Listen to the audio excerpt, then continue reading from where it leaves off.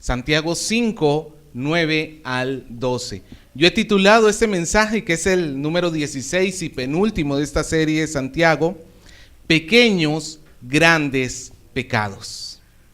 Pequeños, grandes pecados. ¿Lo tiene?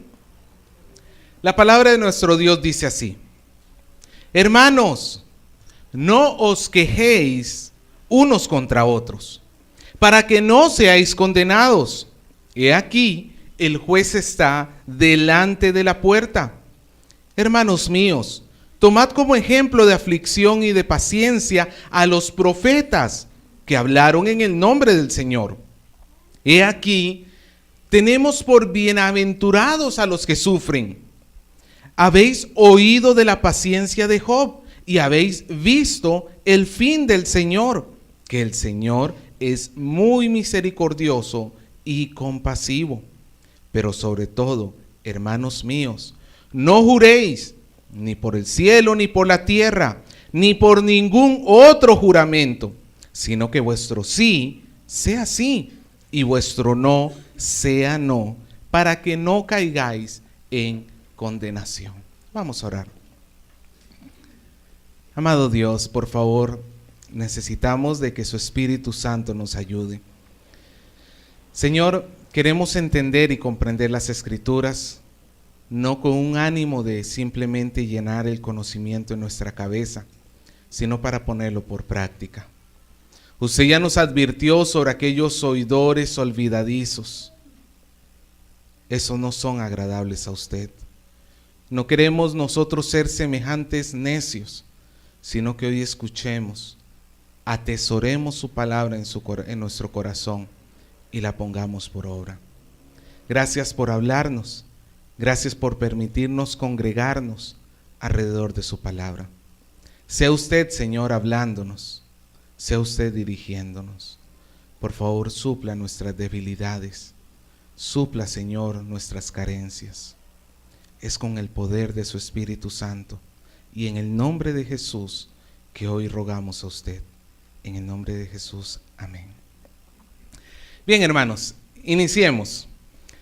¿Qué es el creyente? ¿Será que el creyente es un tipo de casta de superhombre justo desde su nacimiento, que no llevó pecado y que nunca hizo mal? ¿O que nosotros los creyentes somos mejores que el resto de la sociedad, por eso Dios nos amó y nos sonrió? Vio que no éramos tan malos como los asesinos, como los que violan niños, como los drogadictos, y por eso el Señor nos llamó. No. El creyente no es algún tipo de casta, no es algún tipo de santo por naturaleza. No, al contrario, el creyente tiene un oscuro pasado. Todos nosotros, hermanos, de una u otra manera hemos hecho pecados y pecados bastante groseros. Quizás hayamos sido fornicarios, alcohólicos, delincuentes, adúlteros, ladrones, prepotentes. En todo sentido, hermanos, hemos hecho muchos delitos contra nuestro Dios. ¿Amén? ¿Cierto o no? Hemos hecho muchos delitos contra nuestro Dios.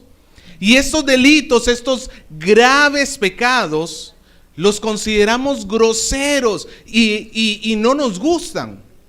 Y esos tipos de pecados muchas veces son los primeros que se van cuando el Señor llega a nuestra vida. Pero ¿qué de aquellos pecados que son chiquitos y a veces insignificantes y que parece que no sucediese nada con ellos? Por ejemplo, con la queja y con la mentira. Porque de repente como iglesia no toleraríamos a una persona que diga, pues, yo voy a ir por ahí matando a los demás. ¿Lo exhortaríamos, sí o no? Veríamos que eso es malo, sí o no. Pero de repente decimos, bueno, pero es que la mentirita a veces es necesaria. Una mentirita blanca. No, pero es que a veces esa rencilla, bueno, eso sí lo podemos soportar, esas quejas que nos tenemos los unos con los otros. Hermano, si yo le preguntara a usted, ¿cuál cree usted que es el motivo más frecuente por lo cual una iglesia se termina destruyendo, por fornicación, por drogadicción o por quejas y mentiras. Lamentablemente, hermanos, y quizás alguno de ustedes ha vivido en alguna experiencia en alguna iglesia así, muchas iglesias terminan destruyéndose por lo que parecían pequeñitos pecados, quejas los unos con los otros y mentiras por parte de los cristianos. Aunque nos parezca pequeños, estos pecados son destructivos y nosotros tenemos que tomar acción sobre ellos, porque de otra manera nos van a destruir la vida, nos van a destruir la familia, nos va a destruir la iglesia, nos va a destruir en todo sentido. Pero hay algo peor todavía. Estos pequeños pecados no solamente tienen consecuencias, llamémoslo así, en lo social, tienen muchas veces consecuencias en cuanto a Dios y nuestra relación con Dios. Hoy vamos a estar viendo qué tan malos son los pecados de la queja y de la mentira. Acompáñenme y vamos a ver el primer punto, que es el fin del quejoso. El quejoso es el que se para quejando. Versículo 9 dice así: hermanos, no os quejéis unos contra otros, para que no seáis condenados. He aquí, el juez está delante de la puerta.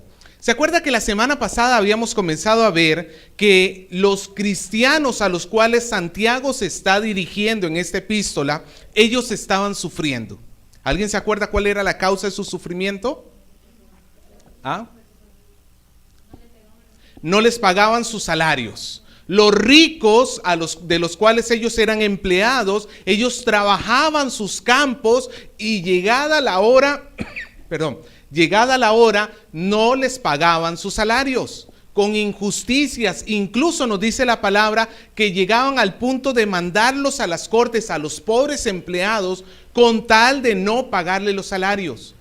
Y esto produjo, al parecer, por el contexto en que estamos viendo, estaba produciendo amargura e irritabilidad en medio de la congregación. Hermanos, cuando nosotros sufrimos afuera, es muy normal desquitarnos con los de adentro. Cuando el esposo, el jefe que tiene, lo grita, lo trata mal, lo trata injustamente, muchas veces llega a la casa y ¿con quién se desquita? Con la esposa, con los hijos.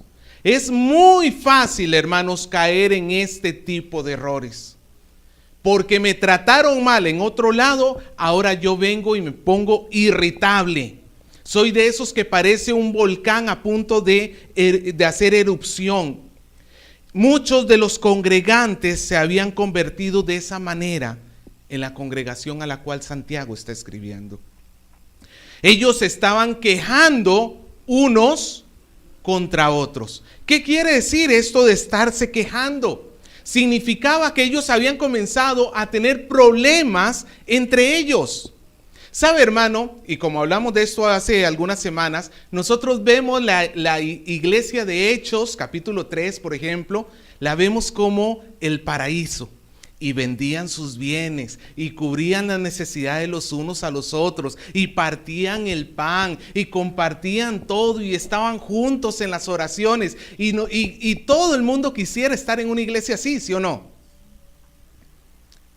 Pero la verdad es que pocos años después de esa gran iglesia de Jerusalén, nos encontramos una iglesia como la de Santiago, donde los congregantes tenían problemas unos con otros. Y hermanos, es que tenemos que partir de una realidad. No hay iglesia sin problemas. Si usted es de los que dice, yo quiero ir a una iglesia donde no hayan problemas, o si usted dice, me voy de esta iglesia porque aquí hay problemas, déjame decirte que nunca vas a encontrar sobre esta tierra una iglesia sin problemas. Hasta la iglesia de Hechos, en el capítulo 6 se nos marca una disputa que hubo entre ellos.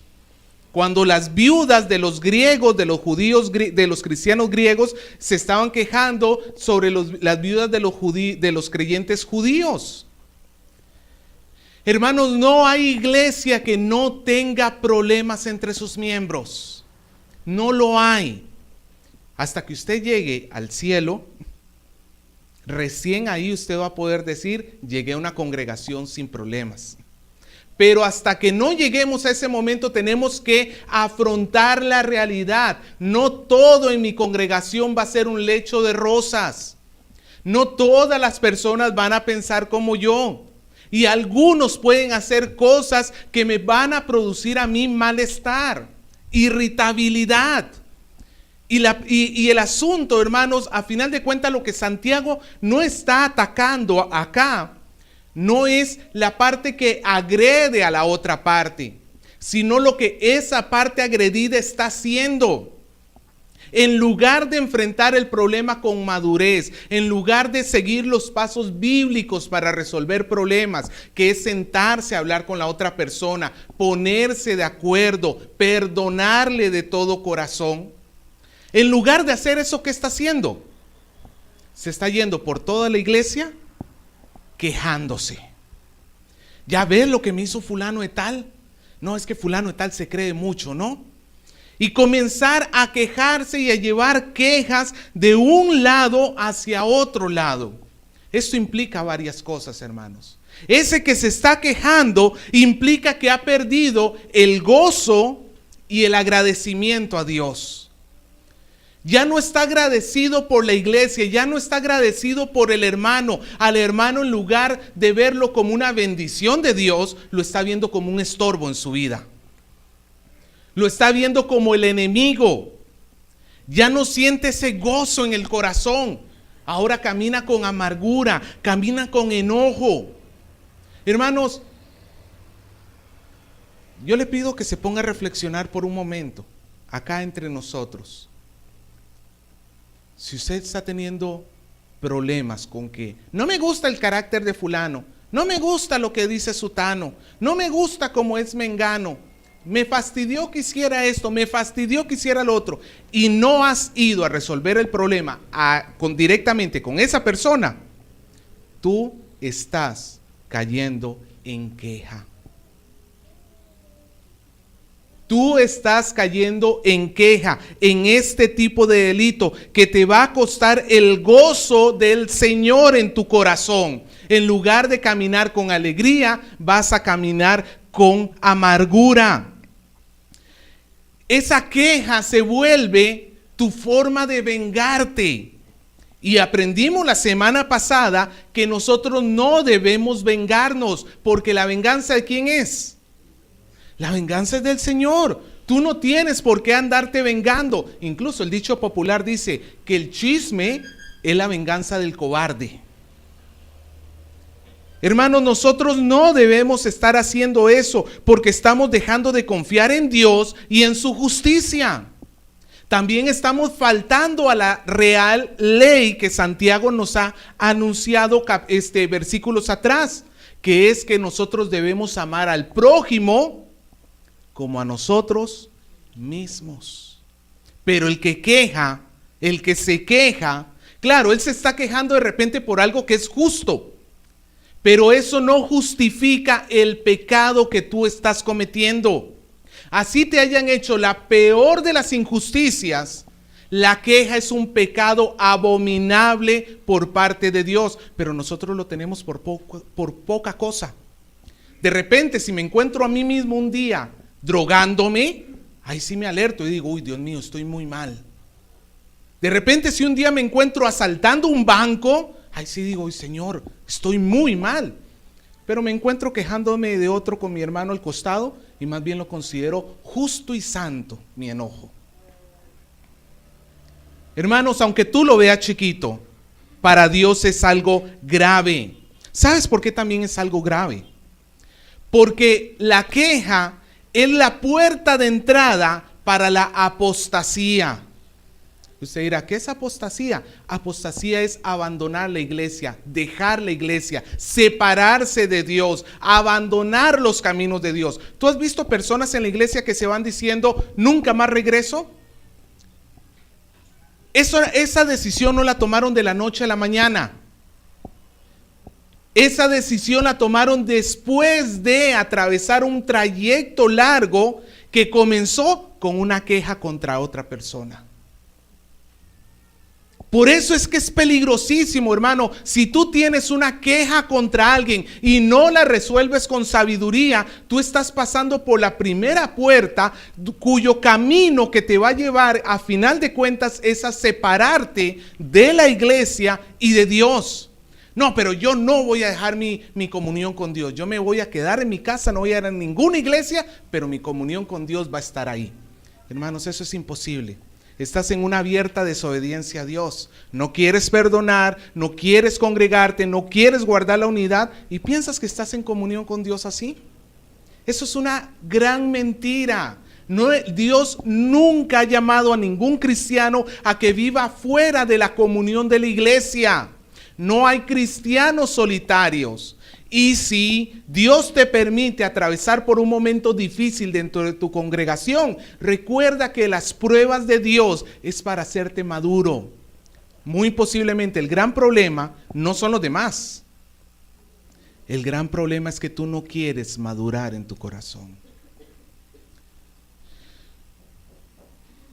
Y otro de los problemas de la queja es que nos van a llevar a contaminar a otros. Si usted retrocede 2 páginas, 3 páginas, en Hebreos capítulo 12, versículo 15, nos dice, Hebreos 12, 15, mirad bien, no sea que alguno deje de alcanzar la gracia de Dios, que brotando alguna raíz de amargura os estorbe, y por ella muchos sean contaminados.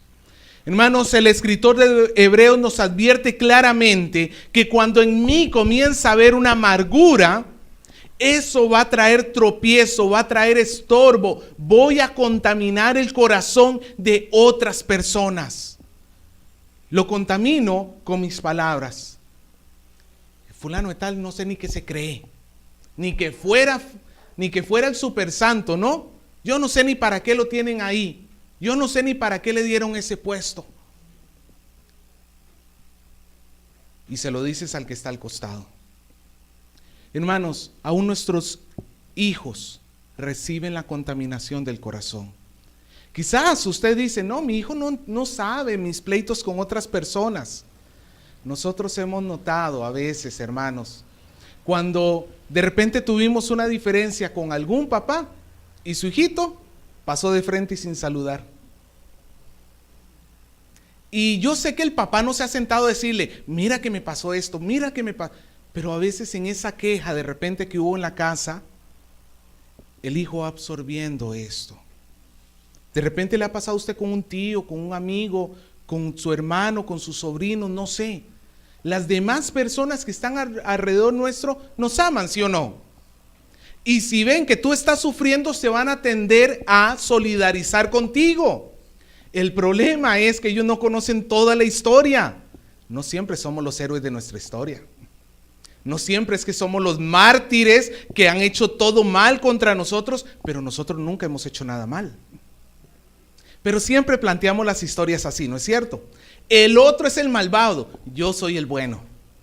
Y yo estoy sufriendo injustamente. Los demás van a tomar parte contigo y están contaminando su corazón en contra de la otra persona. Y ahora tú estás siendo también culpable de poner tropiezo en el corazón de otras personas.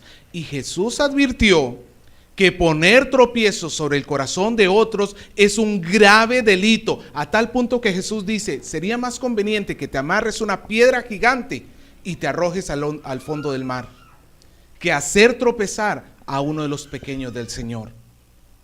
Hermanos, la queja es terriblemente peligrosa. La queja divide iglesias en 2 bandos. La queja, hermanos, produce rupturas dentro de las familias. Unos apoyando a mamá, otros apoyando a papá. La queja es destructiva en todo sentido. Pero Santiago dice en el versículo 9, que no os quejéis unos a otros, y aquí está el resultado de la queja, para que no seáis condenados. Aparte de todas las consecuencias que tenemos en esta tierra, hay algo que es peor todavía de la queja, que es la condenación de Dios. Mira, por eso te digo, lo interesante sería que Santiago estuviera defendiendo al que fue agredido, ¿cierto? Pero Santiago no lo está defendiendo. Le está diciendo, aun si tú has sufrido injusticias, si tú pecas, Dios no te va a pasar por alto ese pecado. Dios está viendo tu corazón, está viendo la murmuración que hay en tu corazón contra tu hermano, y Dios está viendo eso y lo cataloga como pecado digno de juicio. Ahora, si tú eres un hijo de Dios, el juicio va a llegar a manera de disciplina. Dios va a traer algunas dificultades para que tú entiendas y rectifiques tu camino. Si usted se pregunta, ¿por qué me está sucediendo esto malo? Quizás sería bueno analizarnos cómo estamos en las relaciones unos con otros.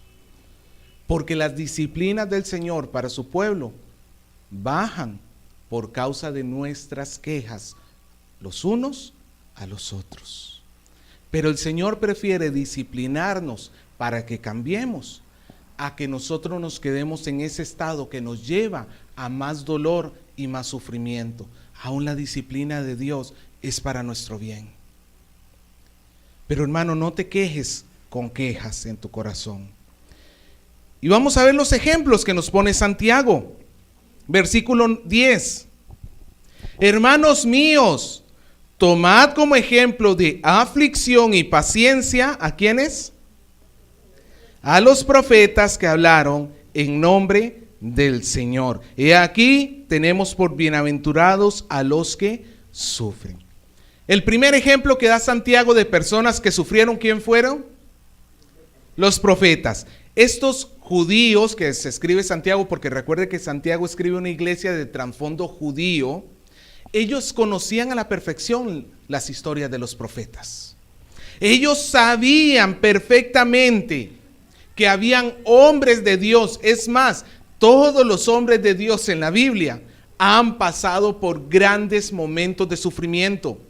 Pastor, ¿es capaz? ¿El hombre puede sufrir esto? ¿El hombre puede vivir sufriendo? O de repente usted dice, yo no puedo soportar este sufrimiento. Sí puedes, porque hay personas que lo han atravesado. Los lectores conocían, por ejemplo, historias como la de Elías. Elías enfrentó la persecución de Acab, su rey, y Jezabel, su esposa. Los lectores sabían ejemplos, por ejemplo, de Moisés, que Moisés estaba guiando a todo el pueblo de Dios, y vemos una y otra vez que a pesar de que Moisés está haciendo lo correcto, todo el pueblo se le viene en contra de Moisés. Hasta sus dos hermanos comenzaron a chismear de él.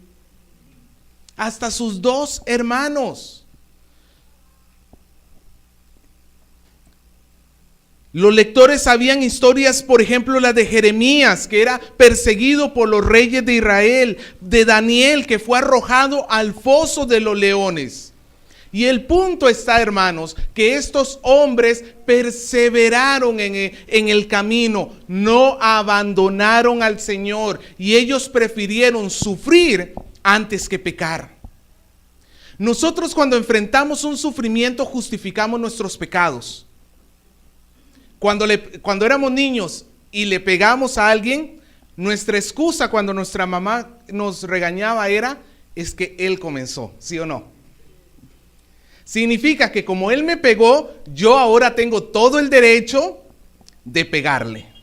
Nosotros hasta viejos, perdone la expresión, no se sienta aludido, nosotros hasta mayores tendemos a utilizar ese mismo argumento. Como tú me hiciste lo malo, ahora yo tengo el derecho de pagarte con lo malo. Pero vemos en el ejemplo de los profetas a hombres que decidieron recibir dolor y no dar dolor a otros. ¿Usted se acuerda cuando en 1 Corintios 13 nos dice que una de las características del amor es que es sufrido?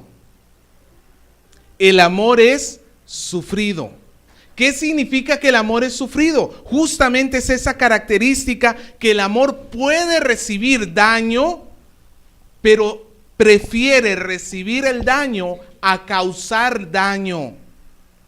Los profetas prefirieron que ellos los persiguieran, que ellos los trataran mal, pero ellos nunca se levantaron para tratar mal a otras personas.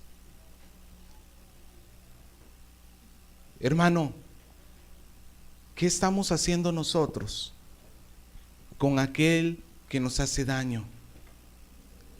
Nosotros decimos que los profetas eran hombres de Dios, ¿sí o no? Pues si eran hombres de Dios, lo demostraron amando a su enemigo. Pero si yo no estoy viviendo de esa manera, no estoy reflejando a Dios en mi vida. No es un comportamiento cristiano. El Señor Jesús dijo en Mateo capítulo 5, versículo 11 y 12: bienaventurados sois cuando por mi causa os vituperen y os persigan y digan toda clase de mal contra vosotros mintiendo. Gozaos y alegraos, porque vuestro galardón es grande en los cielos, porque así persiguieron a los profetas que fueron antes de vosotros. Hermanos, sufrir es una virtud. Para nosotros el que sufre es un tonto. Para nosotros el que sufre o es demasiado débil que no puede defenderse. No, hermanos, en realidad para sufrir bíblicamente tú necesitas una gran fortaleza que solo Dios la puede dar, porque dominar tu carne no es sencillo. Lo más fácil es que tú te entregues a tu carnalidad y comiences a reventar y comiences a decir malas palabras y comiences a tratar mal a todo el mundo. Eso es lo más fácil. Pero para morder tu lengua y evitar responder, tú necesitas la fortaleza de Dios. ¿Quieres saber cuánto fruto del Espíritu hay en tu corazón? ¿Cómo reaccionas cuando otro te provoca? El de la combi, ese compañero insoportable del trabajo, o ese hermanito que está a tu costado. ¿Cómo te comportas? Y quizás usted diga: pastor, pero eso es un profeta. No me va a comparar a mí con Elías, no me vas a comparar a mí con Moisés. No, pastor, estamos hablando de niveles diferentes. Yo soy un humilde cristiano, pobrecito, que ando por acá. Pues tienes otro ejemplo, Job. Job era profeta, era sacerdote, era rey. ¿Quién era Job? Uno más de los de a pie, como usted y como yo. Versículo 11, a la mitad. Habéis oído de la paciencia de Job y habéis visto el fin del Señor, que es muy misericordioso y compasivo. Hermanos, la palabra que se traduce en este versículo 10 por paciencia de Job, la mejor palabra no es paciencia, sino debería ser perseverancia. Porque es a lo que quiere alumbrar aquí Santiago. Nosotros podemos llegar a cometer tropiezos en nuestra paciencia para poder sufrir a los demás. ¿Cuántos hemos tropezado y en lugar de ser pacientes hemos estallado? Yo levanto mi mano. ¿Cuántos hemos sufrido tropiezos o usted siempre ha sido el que nadie lo ha podido mover de sus casillas? Usted nunca ha estallado contra otro. Usted nunca, siempre ha recibido el dolor y lo ha guardado y usted es impenetrable. No. Imposible, diría yo. Pero Job nos recuerda que se puede tener tropiezos. No es que los debemos buscar, ni se justifican, pero pueden llegar a estar. Lo más importante es la perseverancia. Job, ¿qué le pasó a Job? ¿Alguien se acuerda? Job tenía riquezas, tenía hijos, tenía muchas cosas, y de un momento a otro, nosotros sabemos lo que sucedió, que Dios y Satanás tuvieron una conversación y le vinieron todos los males a Job. Pero quiero que entienda la perspectiva de Job. Job no escuchó la conversación entre Dios y Satanás. Job no dijo, a mí me vino todo esto porque Dios me está probando, porque Satanás le comenzó. No, Job no sabía nada. Él lo único que sabía es que el día anterior estaba todo bien y para hoy todo estaba de cabeza. Todo su ganado murió, sus hijos todos murieron. Él le llegó una enfermedad horrible a la piel y su esposa quedó viva. Y no digo que la esposa sea mala, pero la esposa no era exactamente una gran devota del Señor. Maldice a tu Dios y muérete, le decía. Y en el capítulo 3, Job termina teniendo un tropiezo. Maldice el día de su nacimiento. ¿Era válido para Job hacer eso? De repente usted dice, pastor, pero estaba sufriendo. Así es como justifica los pecados de tu corazón. No era válido. No es válido levantar nuestra voz en contra de Dios, porque Dios es el que dio la vida. Y nosotros no podemos maldecir la obra de Dios, no tenemos derecho a hacerlo. Pero no fue el único que tropezó. Elías, cuando lo estaba persiguiendo Jezabel, él terminó diciendo, Señor, quítame la vida. Moisés, cuando el pueblo lo atormentaba tanto, él también terminó orando, Señor, quítame la vida. Hermanos, vemos que hasta los grandes hombres de Dios han tenido tropiezos a la hora de tolerar a los demás hermanos, a esos hermanos complicaditos. Pero el punto está que no abandonaron al Señor. Hermano, una cosa es que tú hoy tropieces de repente y se te vaya la mano y termines haciendo algo en contra de tu prójimo, una mala palabra, una mala mirada o un odio en el corazón. Y eso es pecado y hay que arrepentirnos. Pero lo que quiere alumbrar aquí Santiago a través de Job es que nosotros, a pesar de esos tropiezos, no debemos abandonar ni a Dios ni a la iglesia. Usted nunca vaya a terminar diciendo, me voy de esta iglesia porque tuve problemas con otro. Porque, hermanos, eso es incorrecto delante de los ojos de Dios. No supiste arreglar tus diferencias. No dejes de perseverar, porque a la larga nos dice que Dios está lleno de misericordia y de compasión. ¿Tú crees que Dios se divierte mientras ve que los cristianos se agarran unos contra otros? ¿Tú crees que cuando el hermano te hizo sufrir, Dios lo agarró desprevenido, como a veces nuestro hermano nos hacía sufrir y nuestra mamá nunca se dio cuenta, ¿cierto? Hermanos, Dios lo está viendo y lo está viendo todo. Tú tienes que esperar en Dios. Dios va a tener compasión de tu alma.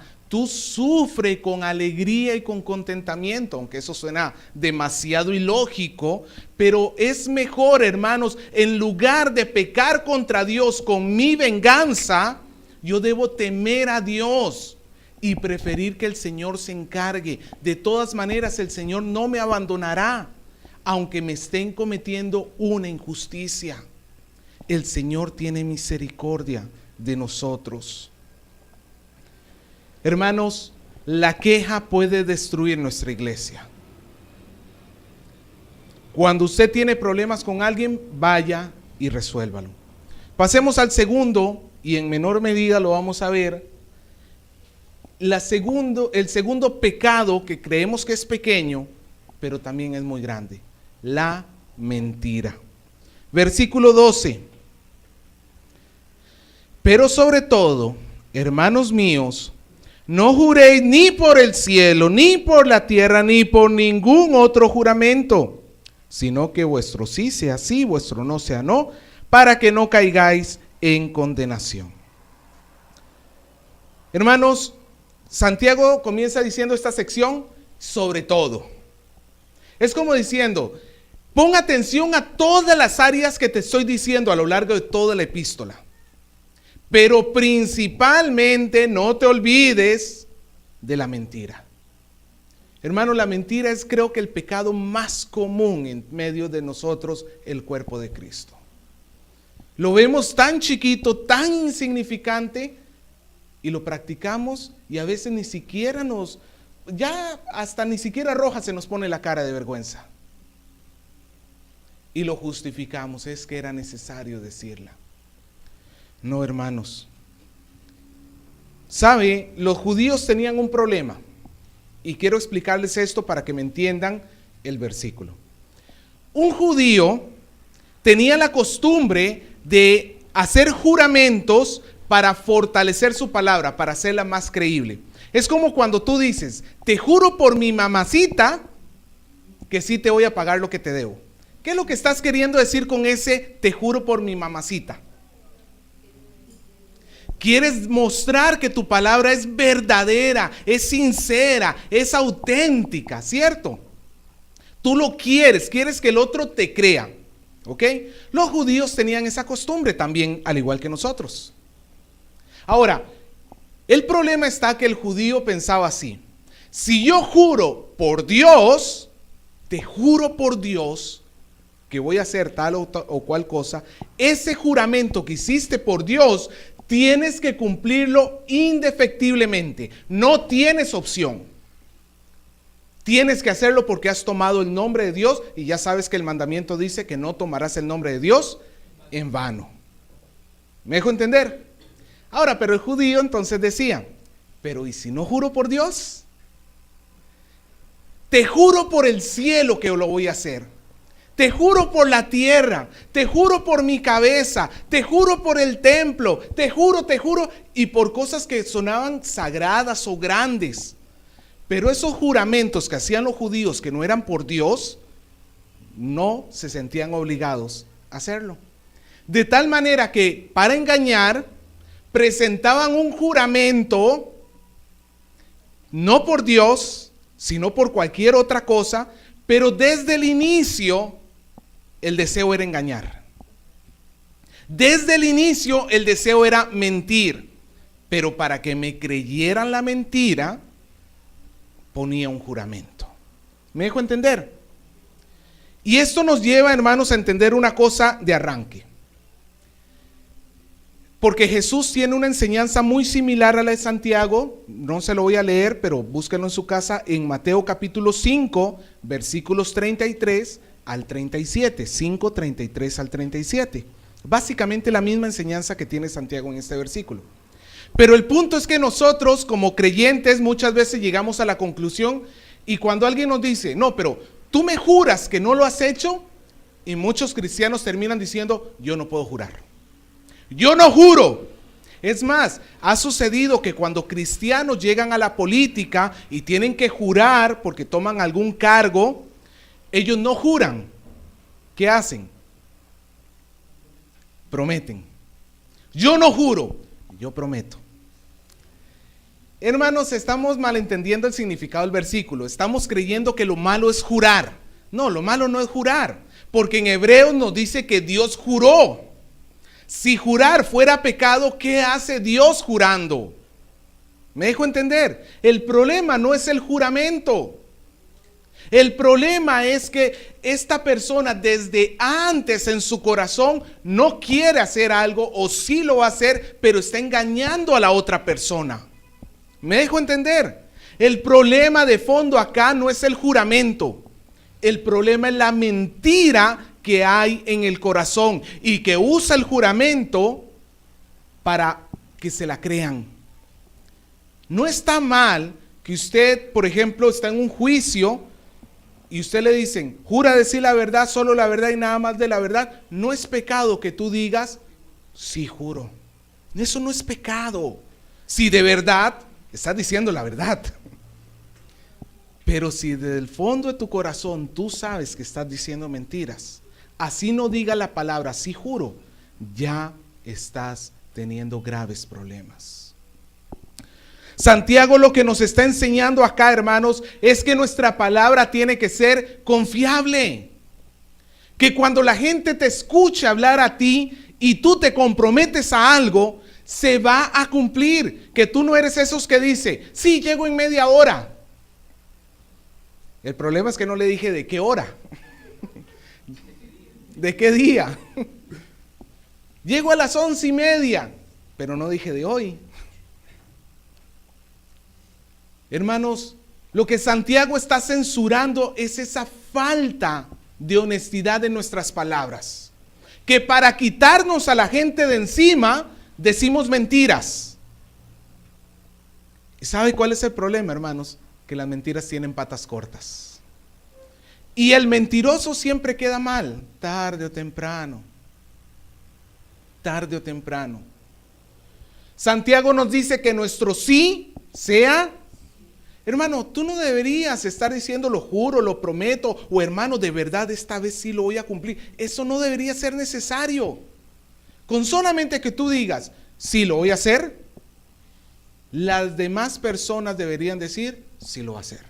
O si tú vas a decir, no, de verdad, no lo voy a hacer, sería suficiente para que las demás personas entiendan que tú no lo vas a hacer.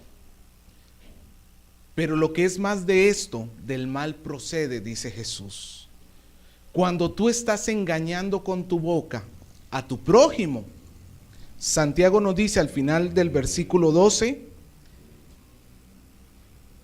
para que no caigáis en condenación. Quiero que note, hermanos, que los que están mintiendo acá y los que están yendo a condenación, según el versículo 12 al inicio, son los hermanitos. ¿El mundo miente? ¿Es de esperar que el mundo mienta? ¿Por qué es de esperar que el mundo mienta? Porque Satanás es el padre de toda mentira y ellos están bajo el poder de Satanás. La pregunta es, ¿y qué hago yo mintiendo entonces? ¿Debajo del poder de quién estoy poniéndome cuando miento? ¿A quién estoy haciendo mi Señor cuando miento? Hermanos, no es broma. Si tú tienes que comenzar a decir, no, de verdad, pastor, esta vez sí lo voy a cumplir, tu palabra no vale nada. Antiguamente se decía que con la palabra era suficiente, ¿cierto? Hoy en día, ¿qué decimos? Papelito manda. No me importa lo que me digas, si no me lo pones por escrito, eso no vale. Tu palabra no vale. Hermano, la gente debería conocernos a nosotros, la iglesia. Y no estamos hablando solamente de ser verdaderos los unos con los otros. Que tú no le mientas a nadie de este lugar, pero al de las papas sí le mientes. Te juro que te pago mañana. Cuando no tienes ni siquiera el deseo de pagarle. No, es que todo el mundo, no importa si está dentro de esta iglesia o si está afuera, te conozca por ser una persona verdadera. Ahora, muchos ya hemos manchado ese testimonio, ¿sí o no? ¿Qué nos toca hacer? Cambiar.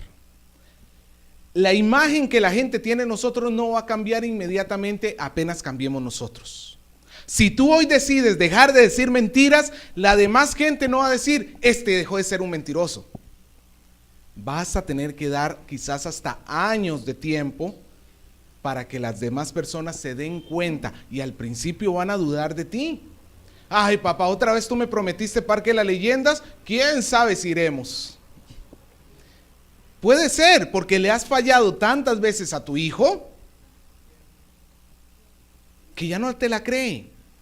Pero la próxima vez que le dices, vamos al parque, y aunque tu hijo te diga, ya no te creo, papá, tú sostente en tu palabra, que al final tu juramento lo has hecho delante de Dios. Porque si nosotros no nos sostenemos en nuestras palabras, nuevamente también va a haber disciplina, castigo, para que no seáis condenados. Hermanos, entendamos, Satanás es el padre de la mentira, Dios es el padre de la verdad, amén. Dios no comulga con la mentira. Tú no puedes pretender ir por la vida mintiendo y que con Dios está todo bien. Dios tiene que traer disciplina a su pueblo por causa de sus mentiras. Ananías y Zafira, ¿por qué cayeron muertos? No fue en sí mismo por robar, porque no puedes robar lo que es tuyo. Ellos vendieron su terreno. El gran problema fue que ellos llegaron diciendo, aquí está el 100%, y no era el 100%, le habían quitado. Y los apóstoles no se hubieran molestado si le hubiera dicho, sabes que me dejé la mitad y la mitad te la traigo, porque era una ofrenda voluntaria. El problema es que ellos mintieron. ¿Qué ha llevado? Le dice Pedro a Ananías, ¿qué te ha llevado a mentirle a Dios? Ese fue el problema. ¿Y qué pasó con Ananías y Zafira? Hermanos, literalmente Dios tiene todo el derecho de darnos el mismo juicio con cada mentira que decimos. Si no caemos muertos como Ananías y Zafira cuando decimos una mentira, es por pura misericordia y gracia de Dios, pero no es porque Dios esté agradando de esa mentira. No es que Zafira y Ananías pecaron en una mentira más grande. La mía es chiquita. No, hermano. Las faltas delante de Dios son igualitas todas. Son dos pequeños pecados que los consideramos pequeños, pero causan muchos daños. La queja y la mentira. Comienza a perdonar y a unirte con tu hermano y comienza a decirle la verdad. Es lo que Dios nos está diciendo acá. De otra manera, Dios tiene que intervenir y traer disciplina sobre la iglesia. Hermanos, no esperemos a que Dios nos discipline. No esperemos a que Dios apriete la soga. Es mejor confesar nuestro pecado hoy y decirle, Señor, yo he estado pecando y quiero apartarme de mi pecado. Quiero alejarme de él. Señor, perdóname porque yo he estado haciendo mal.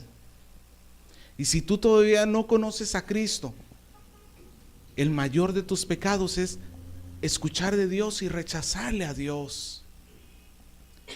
Y nadie te puede limpiar de tus pecados sino solamente Cristo. Y el problema está, hermanos, que aquellos a quienes Cristo no quite su pecado porque se rebelan contra Él, esas personas que se rebelaron contra Dios van a tener que enfrentar la ira de Dios. ¿Sobre quién quieres que caiga la ira de Dios? Cristo la puede llevar en lugar tuya, o algún día tú te vas a parar delante de Dios para recibirla. Pero hermanos, la vida no es un juego. No hay pecados pequeños. No hay pecados sin importancia que Dios por ahí me justifique que utilice. Esos pecados pequeños a mis ojos son grandes a los ojos de Dios. Así que hoy me conviene arrepentirme.